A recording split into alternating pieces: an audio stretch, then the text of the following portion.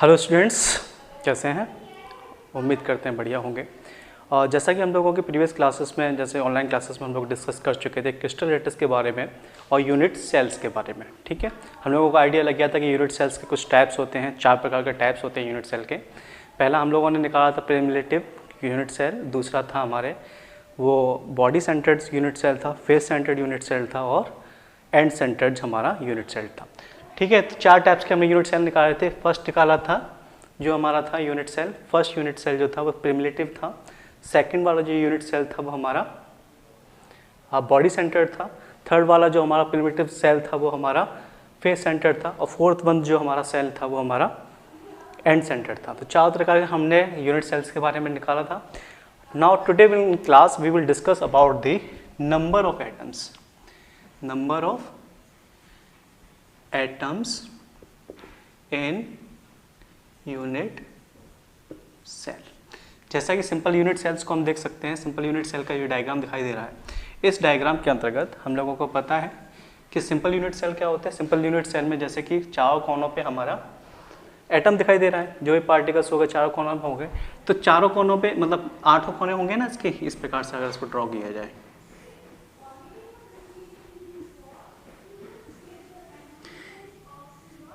ये हमारा प्रिमिटिव है,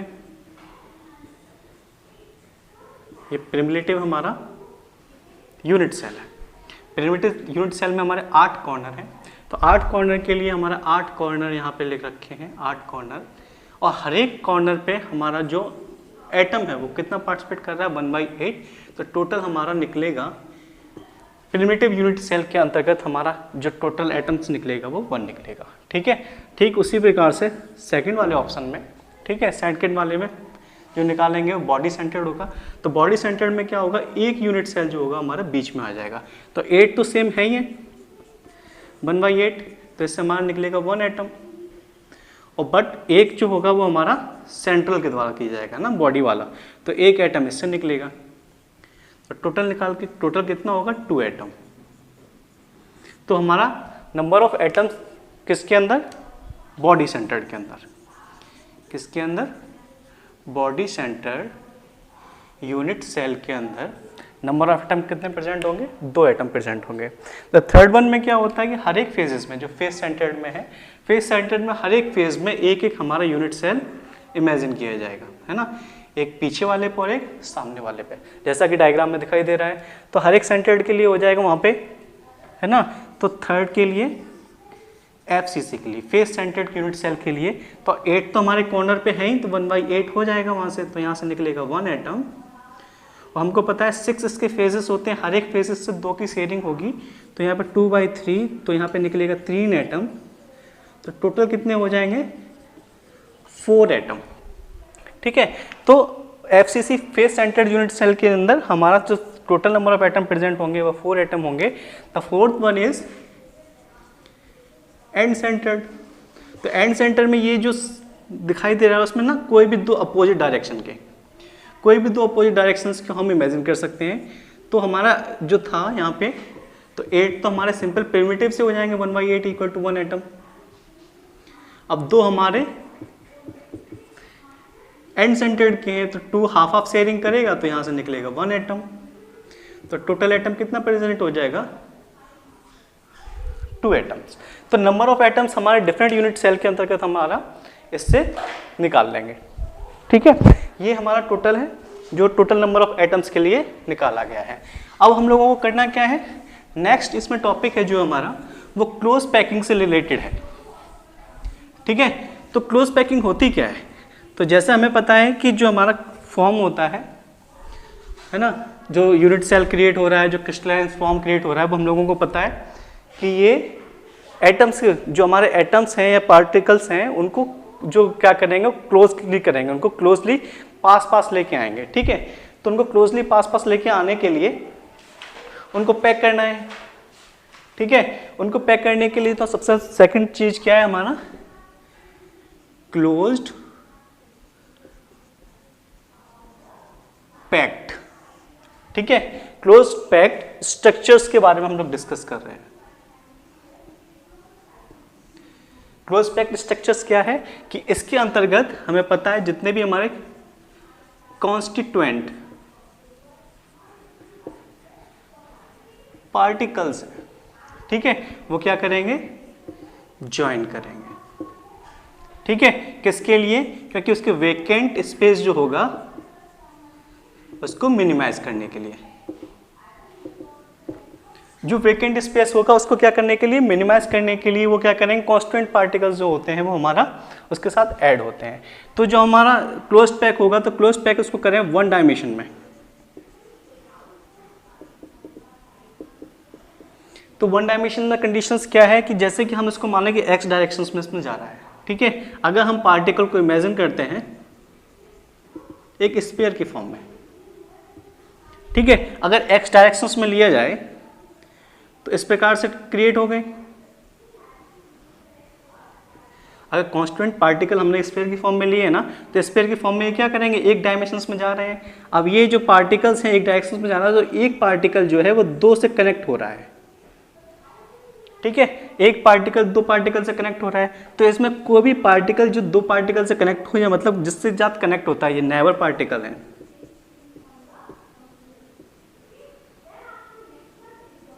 ठीक है, नेबर पार्टिकल है, जितने नंबर ऑफ नेबर पार्टिकल से कनेक्टेड होता है उसको उसका कोऑर्डिनेशन नंबर कहते हैं, ठीक है। तो वन डायमेंशंस में क्या है कि हमारा एक सिंपल डायरेक्शंस में जाएगा, स्फीयर जो है वो हमारा पार्टिकल दो से कनेक्टेड होगा, तो इसके लिए वन डायमेंशंस के लिए अगर कोऑर्डिनेशन नंबर की बात की जाए तो इसका कोऑर्डिनेशन नंबर कितना निकलेगा, 2 निकलेगा, ठीक है। ये हो गया वन डायमेंशंस की बात।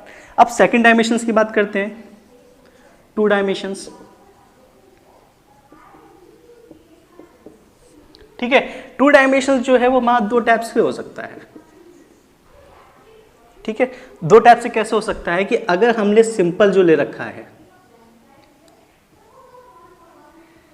इस सिंपल वन डायमेंशंस का है, अब ये वन डायमेंशन का इसी के नीचे इस प्रकार से अरेंजमेंट किया हुआ है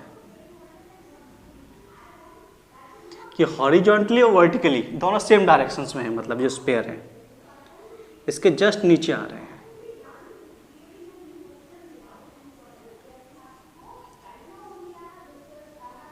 ठीक है। ये जो इसके नीचे पूरे जो वर्टिकली और हॉरिजॉन्टली जो है वो पार्टिकल्स हमारे सेम डायरेक्शंस में आ रहे हैं, हॉरिजॉन्टली और वर्टिकली, ठीक है। तो ये हमारा हो जाता है, तो ये जो आएगा इसमें देखा जाए कि एक जो पार्टिकल है,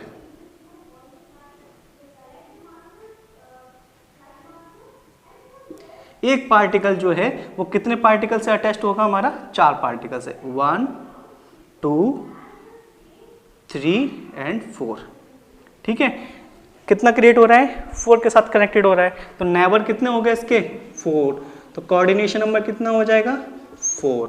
अगर स्ट्रक्चर्स की बात की जाए 4 क्रिएट कर रहा है तो कौन सा है, स्क्वायर डेवलप करके दे रहा है, क्या क्रिएट करके दे रहा है, स्क्वायर। तो इसको हम क्या करते हैं, स्क्वायर क्लोज पैकिंग स्ट्रक्चर, ठीक है। तो इसको किस में लिखा जाता है, हमारा स्क्वायर, इसको किस में लिया जाता है, स्क्वायर क्लोज्ड पैकिंग स्ट्रक्चर्स की फॉर्म में। ये अगर इसको मान लिया जाए ए टाइप है, ठीक है, तो ये भी उसके साइज में लग रहा है तो ए हो जाएगा, और इसको लिखने का तरीका क्या होता है, इसको ए टाइप भी हम बोलते हैं, ठीक है। ये 2 डायमेंशंस की बात हो गई। अब 2 डायमेंशन में ये फर्स्ट टाइप का हो गया हमारा ए टाइप का।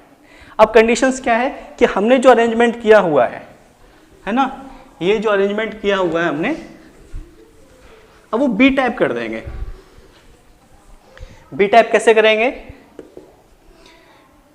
ये जो अरेंजमेंट है ये हमने 1 डायमेंशंस का ले लिया इस प्रकार से मॉलिक्यूल्स, फिर जो स्पेस रखा है इनके बीच में आने वाले स्पेस में इस प्रकार से रखा हुआ है, इस प्रकार से,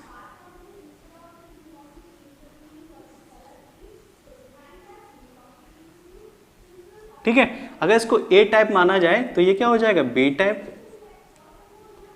क्या हो जाएगा, बी टाइप, फिर ए टाइप। तो इसको हम क्या मानते हैं, जो डायमेंशंस होता है वो हमारा पैक कौन सा सिस्टम होगा, A B A type, A B type 2 dimensions में।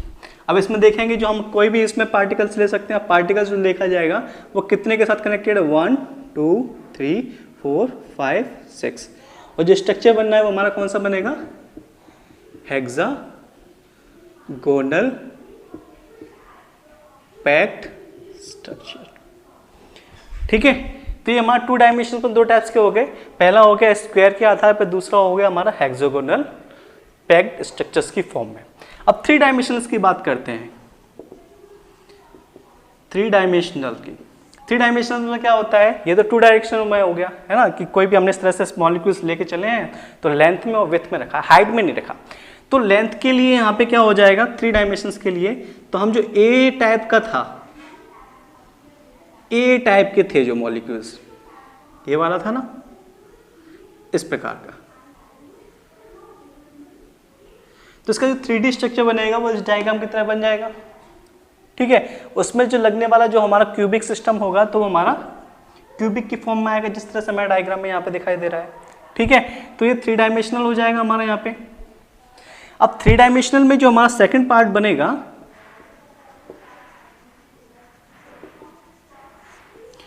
उसमें क्या करेंगे, जो हमारा जो बनना है स्पेस ABA टाइप वाला, ये जो सेट किया था वो हमने किसके हिसाब से सेट किया था, स्क्वायर पैकिंग के वाला, स्क्वायर क्लोज्ड पैकिंग के द्वारा। स्क्वायर क्लोज्ड पैकिंग में क्या है कि हमारा 2 डायमेंशन का स्ट्रक्चर है, उसी के आधार पे हमने उसको लेयर बनाते गए हैं, तो एक के ऊपर एक बनता गया है। तो स्क्वायर क्लोजिंग पैकिंग के द्वारा जो हमने सिस्टम बनाया है, तो उसके अंतर्गत हमारा ये स्ट्रक्चर बनेगा जैसा कि डायग्राम में दिखाई दे रहा है।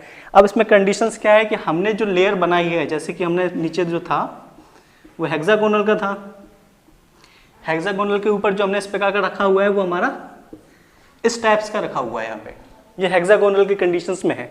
जब ए लेयर के ऊपर हमने डिफरेंट लेयर रखेंगे तो 2 प्रकार के स्ट्रक्चर्स डेवलप हो जाएंगे। ठीक है, 2 प्रकार के स्ट्रक्चर्स डेवलप हो जाएंगे यहाँ पे। अब जो 2 प्रकार के स्ट्रक्चर्स डेवलप हुए हैं तो इसमें हमारे वॉइड्स क्रिएट होंगे, जैसा कि हमारा डायग्राम में दिखाई दे रहा है।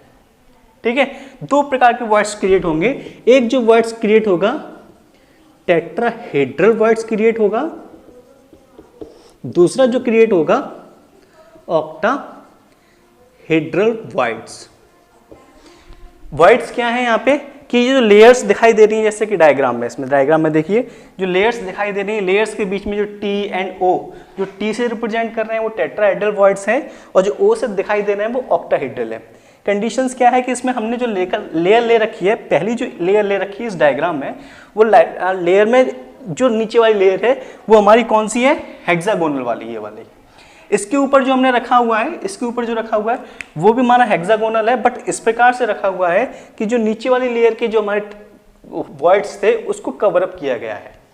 ठीक है, तो इसको कवर अप करने पे जो हमारे नंबर ऑफ निकलेंगे यहाँ पे इलेक्ट्रॉन वर्ड्स निकलेंगे, वो वर्ड्स हमारे बिल्कुल चेंज होंगे।